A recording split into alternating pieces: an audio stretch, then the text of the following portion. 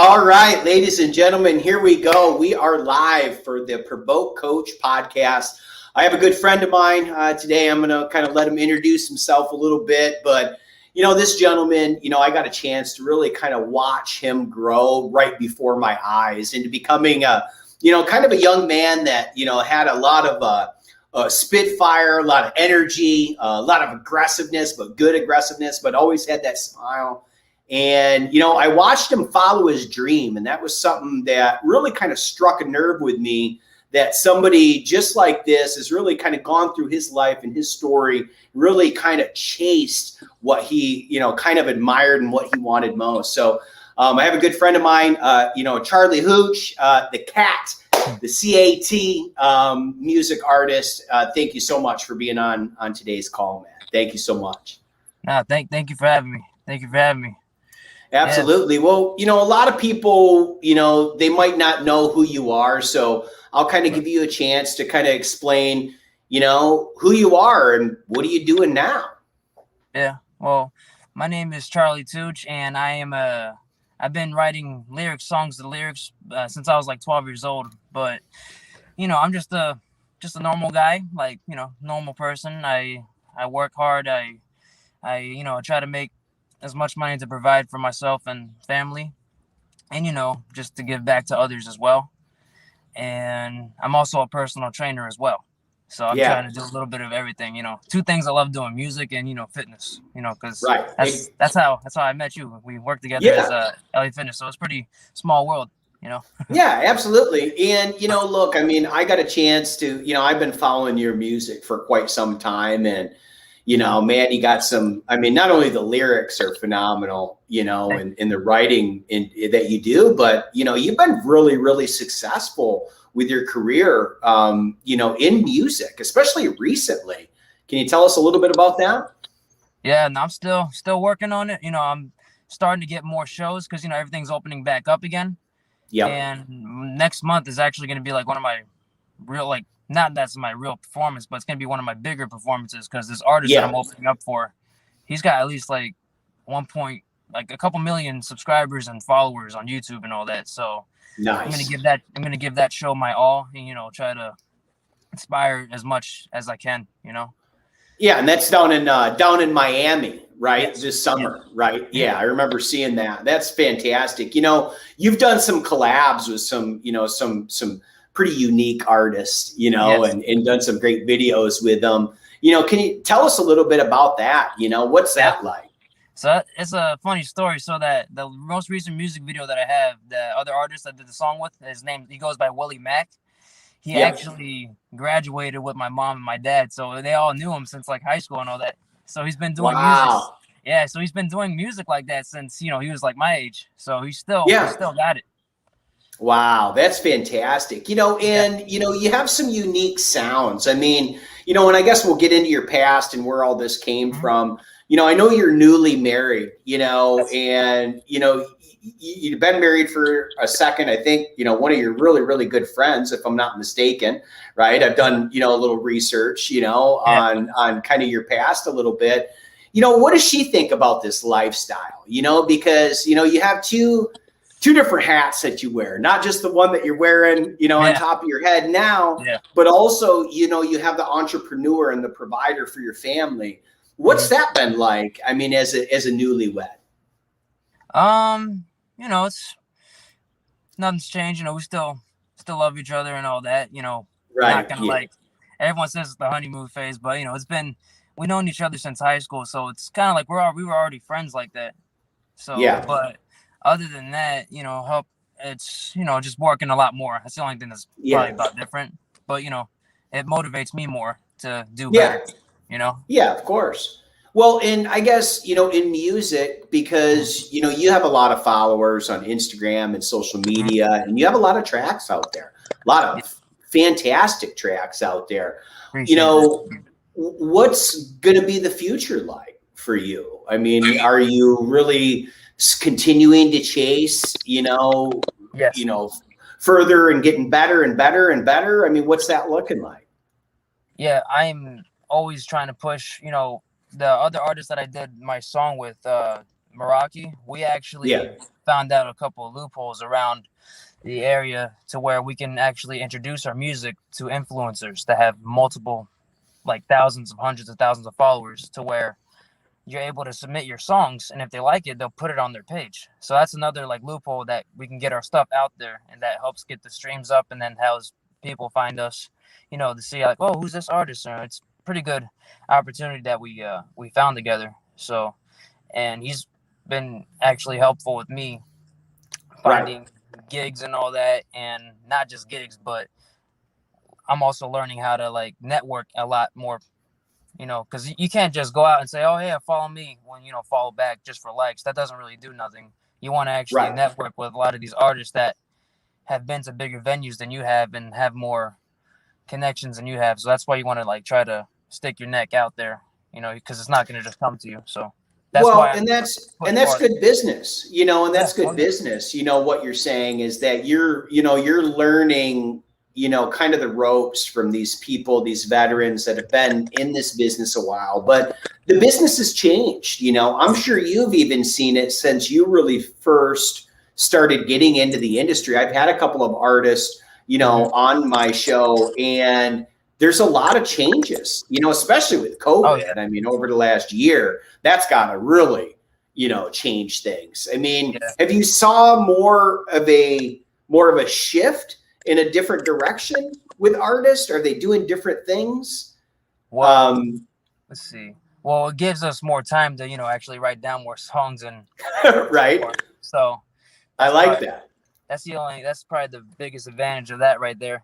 Cause gives us a lot, cause we'll be, cause a lot of artists like me, we actually we actually have side jobs as well. Yeah. And it was kind of like, not saying it was good that it happened, but it was good that it gave me enough time to create more and write kind of what's going on in the world right now. So you took advantage of this as an opportunity. Did a lot of artists like you, did they take advantage of an opportunity like this to say, all right, I'm not on the road anymore. Now it's time for me to kind of buckle down. There's nothing else to do.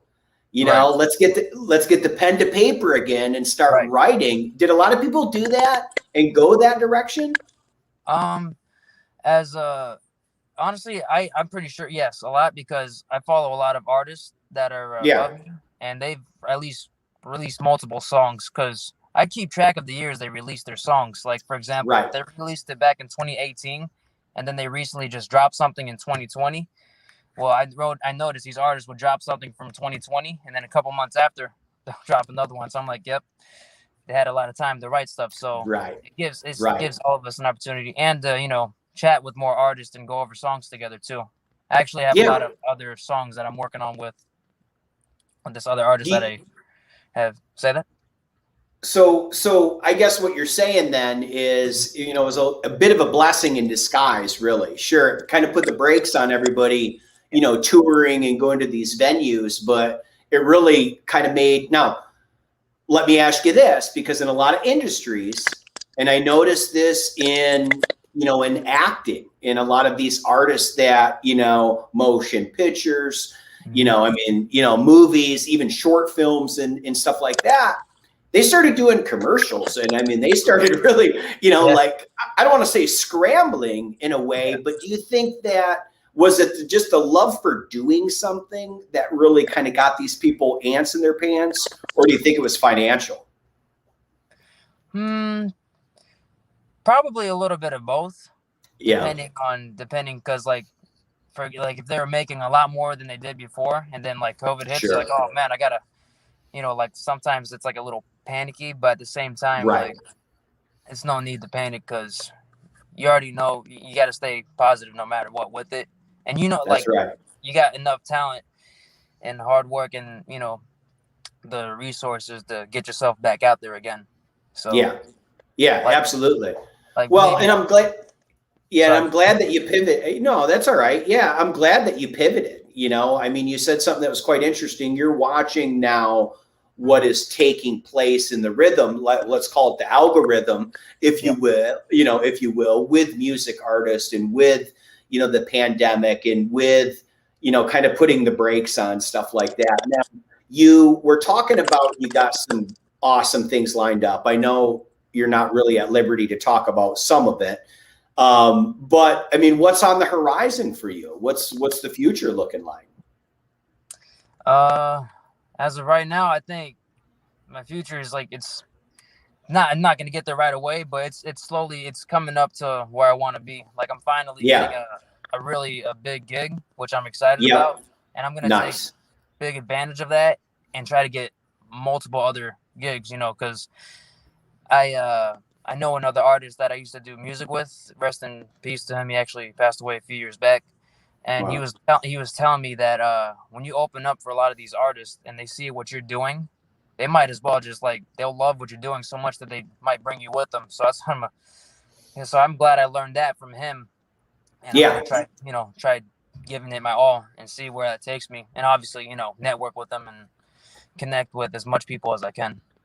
Well, so when you open up for a lot of these artists, not only do, your fans see you, right? Like, because we all know that there are just like these hidden diamonds in the rough, right? I mean, we all know that there's these artists that are like you, that when you hear sounds like, I was, letting my daughter listen and she's like, who's that? That sounds really good. And like, she's, she's a preteen. So she's coming up into the 11 and 12s and all that kind of stuff. But, a lot of these people are listening to these sounds and you have such a unique tone to your voice that's kind of smooth sailing through there. But I mean, you open up for one of these big guys and sky is the limit on how far you can go. I mean, I've even seen that in your career up until this point. You're not even really kind of getting started, right? You're just now kind of getting lift off and getting that. Yeah. Okay. Yeah. That's fantastic. That's awesome. So I got to ask you, man,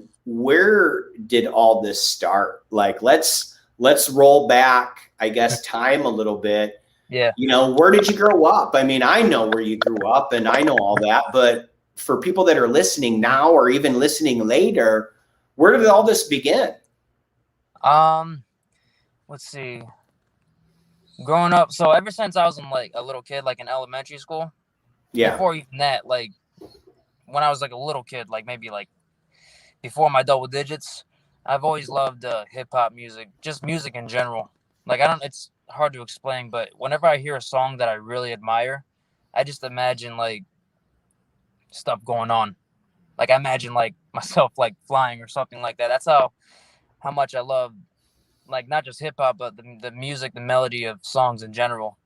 Yeah. And funny story, like my first hip hop album was that 50 Cent Get Rich or Die Trying. And then, I was exposed to a lot of like old school hip hop as well. So that's why I appreciate a lot of, because if it wasn't for those guys, hip hop wouldn't be here today. A lot of that music, a lot of the new stuff you hear would not be here today if it wasn't for those guys. So, Right. Yeah. Hey, got the right. Yeah, just noticed that. Nice. Yeah. But, then, 5th grade is when I started like really writing songs.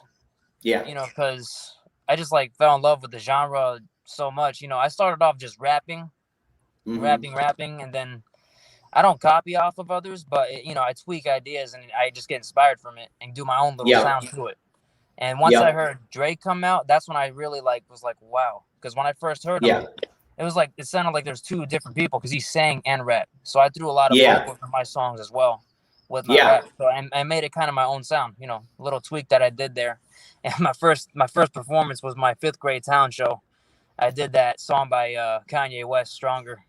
So nice. I cringe every time I watch it. I'll probably post it one of these days. When I was a kid, I was a little kid. I had the white beater. I had the hat on, the shades on. But nice. Yeah. I look back at that, and then what were your parents? What were your parents thinking at this point? I mean, because here you are in South Florida is where you grew up, right?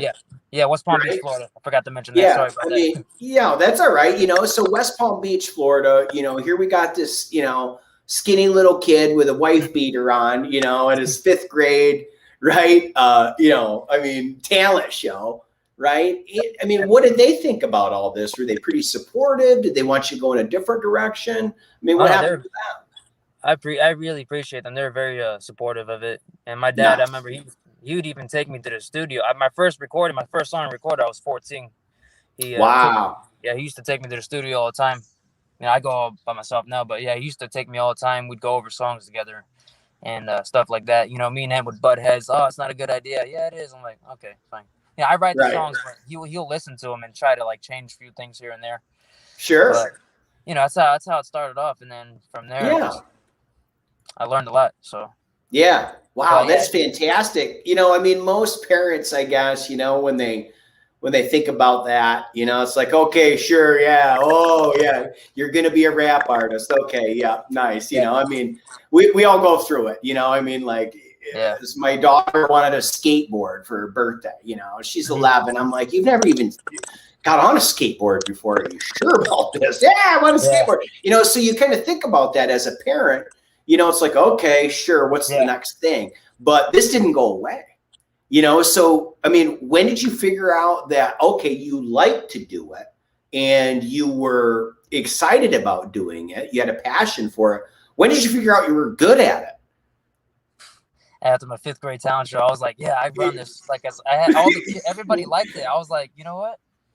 And then I just kept, progressing from there and just try to, there's always room for improvement.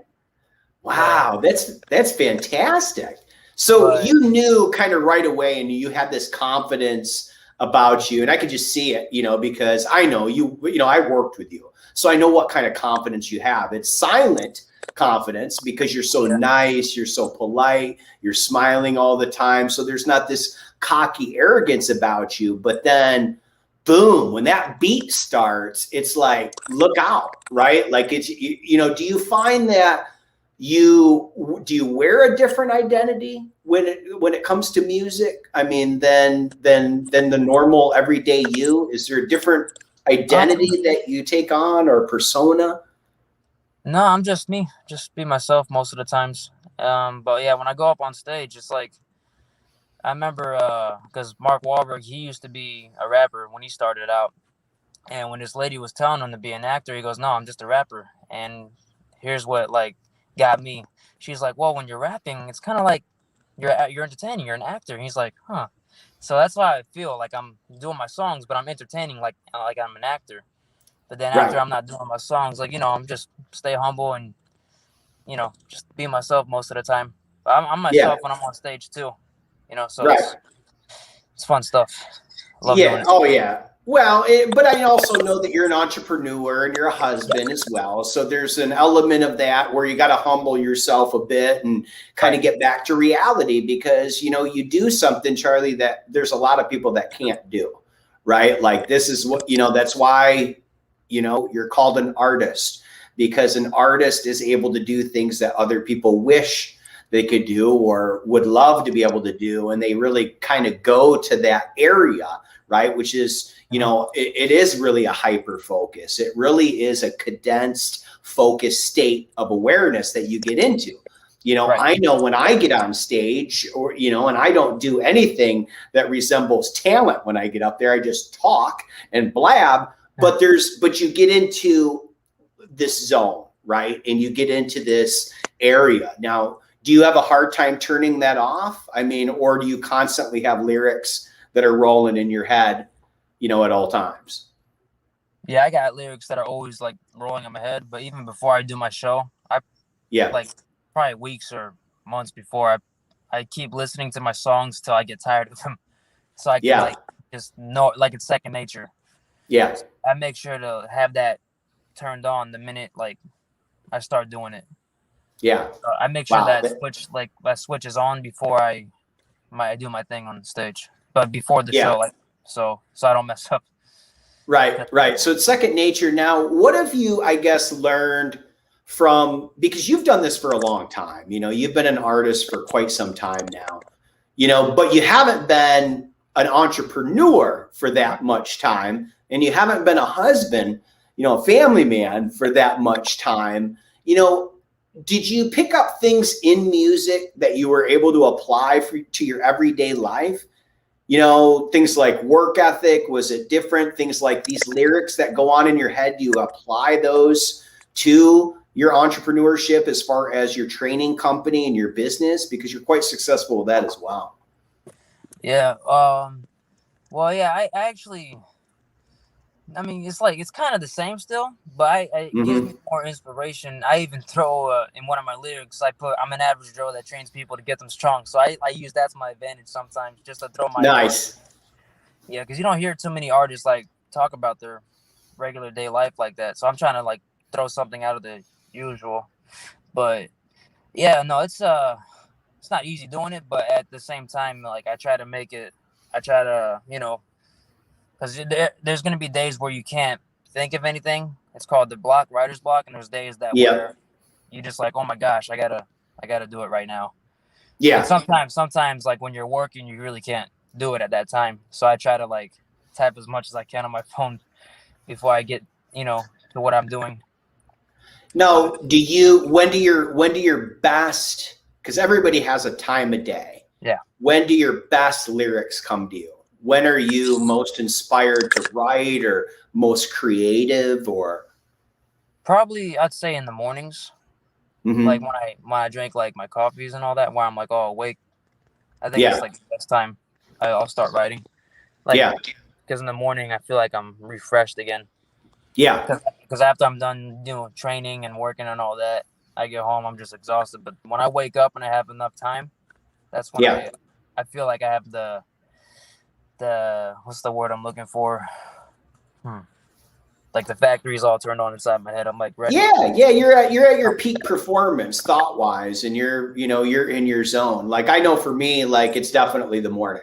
Right. Like I have like a 4 hour window. Like if I want to do anything that's going to use the creative side of my brain, I have to do it essentially within that 4 hour window. And it doesn't mean it'll be horrible later. Just it'll be it there. It's like almost when you wake up in the morning, too much stuff gets in there. By the end Right. of the day, by the end of the day, you can't figure out like what am I really writing a song here, or am I just complaining to myself about my client, right? Right. Yeah. Or my wife or whatever. And I know you wouldn't do that, but you Right. understand what I mean? Like that's where Mhm. they kind of blend together.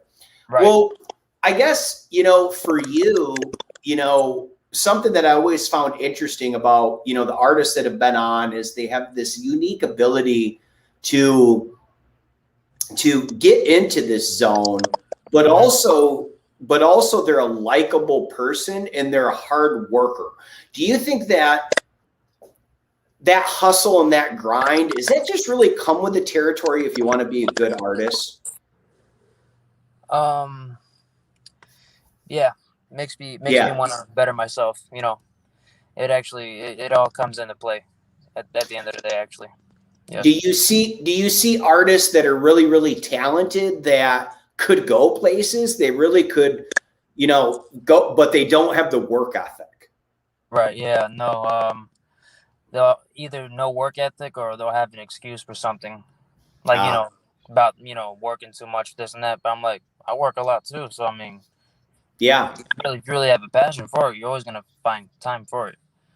Well, and I always found that was kind of a prerequisite with these ultra talented people like yourself, these artists, music artists, rappers. I mean, there's the list goes on with this unbelievable talent to do something that really not the average person could do, right? Like you said, you were an average Joe, you train people. Yeah, Right. that's how you are, like you said, doing your day-to-day job, right? That's how you're paying your bills, but that's how you're able to make enough money to be Right. able to not have music just about the money, right? I Right. mean, Right. am I under that understanding? Like that you have to do certain things, but also, I mean, look, training people to make them in better shape is not a bad gig either, right? So No. that's pretty good, at the same time. Do you bug your wife with rhymes? Do you like sing to her and rap around the house like as you're cleaning and making up with goofy stuff? Do you do that? Um, Not at the house, but whenever we're driving together, I always have an instrumental playing. And I'll be like just coming up with stuff on the spot. But she wouldn't mind it though. She's pretty Yeah. cool. Yeah, Yeah. she likes it. I mean, you've known her for quite some time, so Yeah. she gets a kick out of it, right? And that's Yeah, yeah.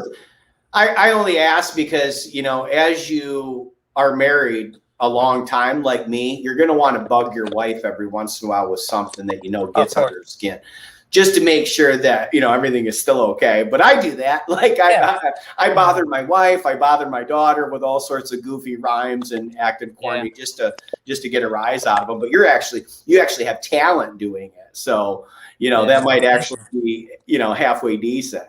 Well, that's fantastic. Well, I guess, for everybody listening, what, I guess, provoking moments, I guess, have you had your life, in your life, going through this to be, an artist like yourself?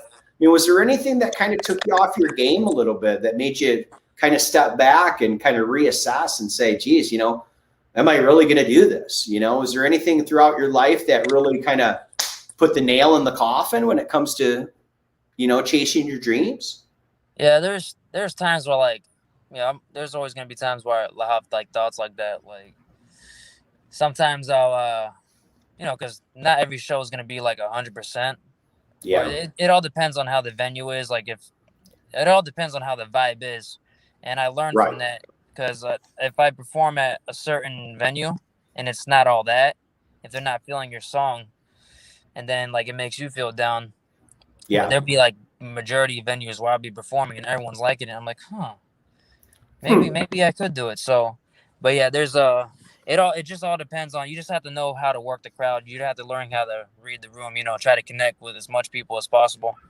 Yeah. And but yeah, there was times why I thought like that, because it's not easy getting into this, because a lot of people are trying to do it, trying to work their way to do it, and they're probably like, oh, it's just another guy trying to be a rapper again. But like once they actually give it a chance and they hear it, they're like, oh damn, this guy can actually spit. So stuff like that.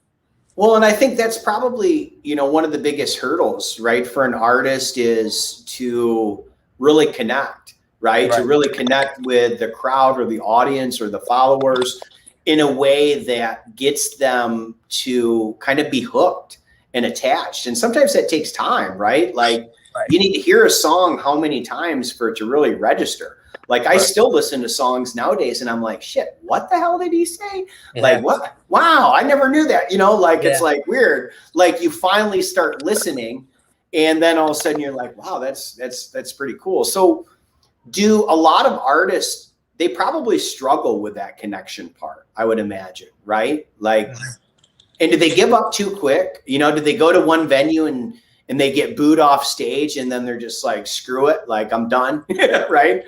Yeah. Do they give up quick? Like they don't give up quick, but you see them slowly giving up without them telling you giving up. Because you'll notice they'll start posting a lot less. They'll start not releasing as much stuff. And I go, hey, you still doing it? They're like, nah, not really. I'm like, what? Like you just see like they just lose motivation quick like that. Right. Well, what has a guy like you really sticking in and really saying, this is what I'm going to do and this is how I'm going to do it? I mean, I know personally because I've listened to your stuff and I know and I followed you and I'm a loyal fan. But what makes you say I'm running and I'm going to keep running and it doesn't matter what happens. Like there's something there that drives you every day. What is that? Just the multiple varieties of like genres I put out there. I feel like if I just need the right ear to hear it, all it takes is one person to hear it. I just have a feeling I know it's gonna eventually get heard somewhere. But I just have, it's hard to explain. Just that feeling. I feel like just not giving up on it.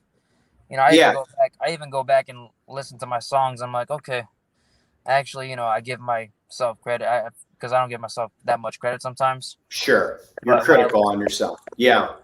But when I listen to it again, I'm like, okay, I actually am pretty good. So that's how I try to motivate myself as well. Cause but other than that though, I'm pretty sure the more shows I do, because I stopped performing for a while because there's not that many good venues down this area. Yeah. But once I saw like these gigs coming up again, I was like, I'm gonna go for this one. That's the one I can't. Yeah, because Well, because you're right. I mean, I think that in anything, you know, if there's anybody listening right now, whether they're going to listen in a year from now to this podcast or whatever they're going to listen to, is like you said it, like all you need is like one ear, like one good ear. I mean, somebody could be half deaf. They hear one, one song, and it might, and those are the types of stories that you hear that they change somebody's perspective, right? Those are those provoking moments that really take somebody and say, wow, it was all worth it.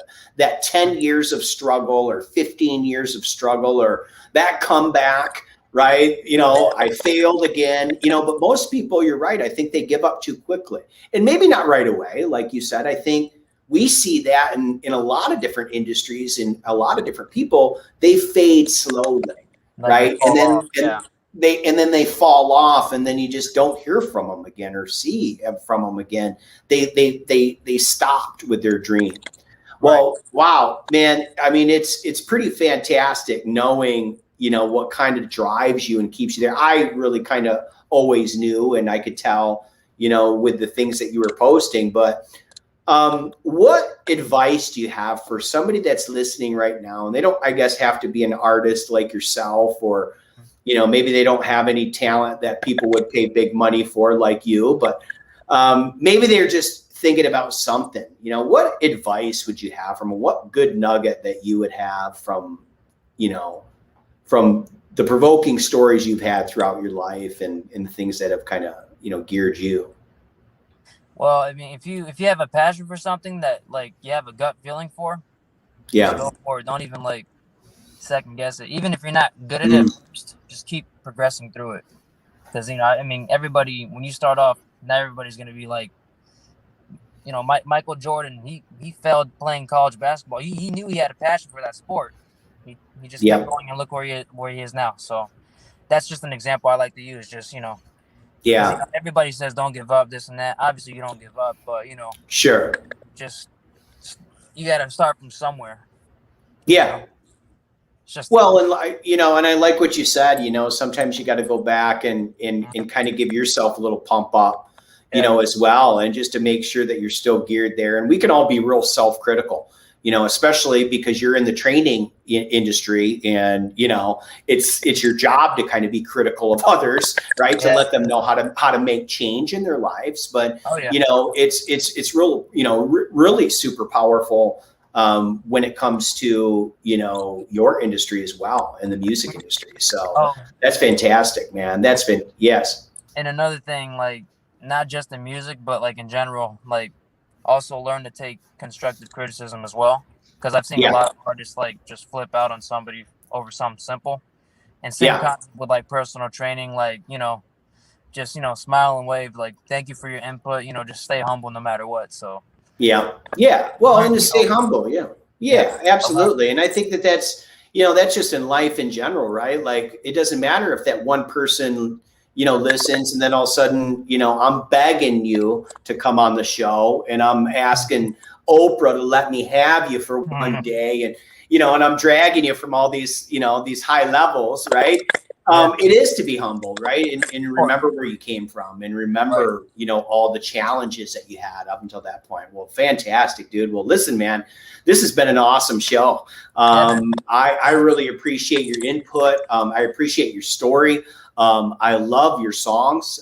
Thank you. You know, I mean, where can people really find you? Where can they follow you? What's the best? Is it YouTube? Is it Instagram? What is it? Well, my Instagram is official C.A.T. It's all put together. My Spotify, you can find me C.A.T. Dots in it, just so you specifically find it. YouTube, you just type my name, Charli Tooch. Because no one has that last name on YouTube. That's why I put it there. It's like the first thing that comes up. Nice. And Twitter is the same as my Instagram, official C.A.T. and same thing with my Facebook. So got it. So what I'll do is I'll go ahead and post all that when we actually do the audio, and we'll go ahead and download it onto iTunes as well. So I'll put that link in there for you to make sure that we can connect everything and make sure that, you know, people can follow you and they can listen because, wow, it's some pretty exciting music. And it's a lot of fun too. I love the music videos as well. Well, thank you so much. I'm going to have you stick around here for a couple minutes in the broadcast studio just for a second. And ladies and gentlemen, as always, if you like this, go ahead and share this with your friends, with your family, with your loved ones. And remember, provoke positive change in people's lives and your peak performance. We'll talk to you soon.